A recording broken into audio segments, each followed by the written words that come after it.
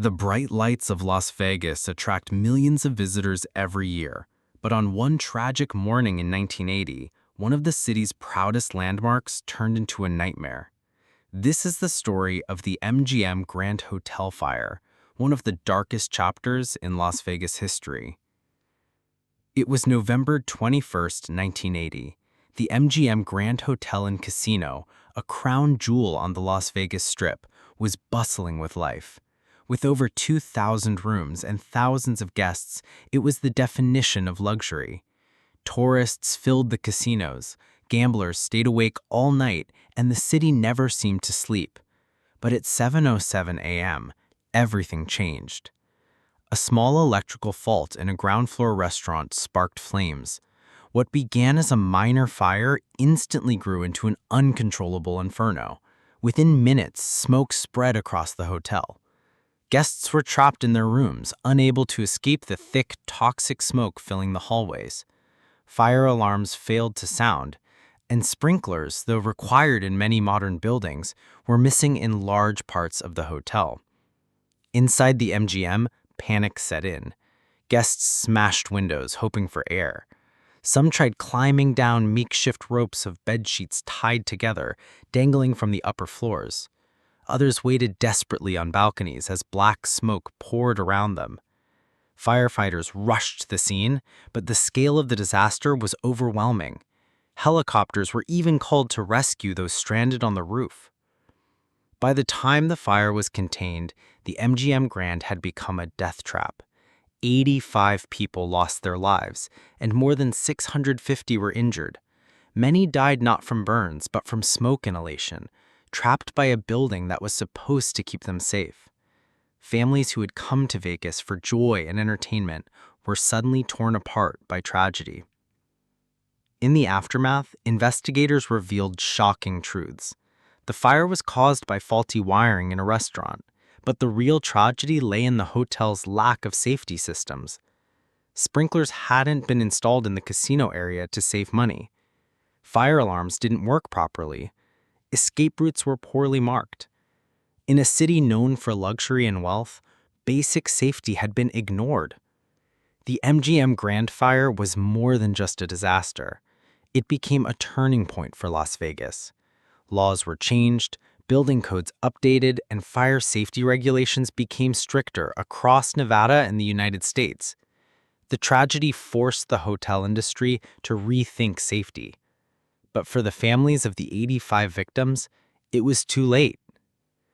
The MGM Grand still stands today, rebuilt and renamed, but the ghosts of November 21st, 1980 will never be forgotten.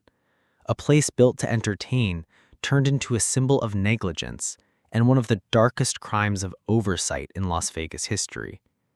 But this was only one of many dark stories hidden in the City of Lights.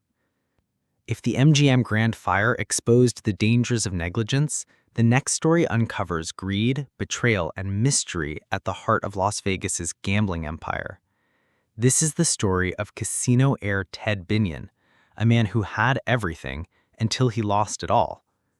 Ted Binion was no ordinary Vegas resident. He was the son of Benny Binion, the founder of the world-famous Horseshoe Casino. Born into power and wealth, Ted lived a life surrounded by money, mobsters, and influence. But behind the glamour, Ted struggled with addiction, gambling, and dangerous relationships. On September 17, 1998, Ted Binion was found dead in his Las Vegas home. He was just 55 years old. Beside him were empty pill bottles and drug paraphernalia.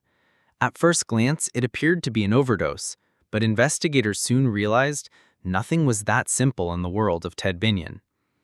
He had recently been stripped of his gambling license due to his lifestyle and ties to organized crime. He had also withdrawn millions of dollars worth of silver bullion, buried in a desert vault. Days before his death, he had reportedly told friends, "If anything happens to me, look to Sandy." Sandy Murphy was Ted Binion's girlfriend, much younger and living with him at the time. In 2000, Sandy Murphy and Rick Tabish were convicted of murder, sentenced to life in prison. But in a shocking twist, the Nevada Supreme Court later overturned the verdict, citing flawed jury instructions. A retrial in 2004 acquitted them of murder, though both were convicted on lesser charges of conspiracy and burglary. To this day, opinions remain divided. Was Ted Binion murdered, or was it truly an overdose? The Binion case became one of the most sensational trials in Nevada's history. It combined money, power, mob influence, betrayal, and mystery, the perfect recipe for a true Las Vegas crime story. The unanswered questions still linger. Who truly profited from the death of Ted Binion? And was justice ever served? From the tragic flames of the MGM Grand Hotel fire to the suspicious death of casino heir Ted Binion, Las Vegas has proven that its bright lights cast long shadows. Behind every jackpot lies a risk, and behind every casino door may be secrets the city would rather keep hidden. This was Dark Case Records, uncovering the darkest crimes in Las Vegas history.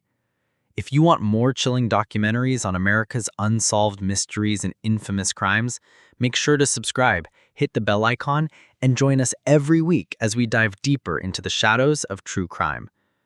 Until next time, stay safe, stay aware, and never forget that even the city of dreams can hide nightmares.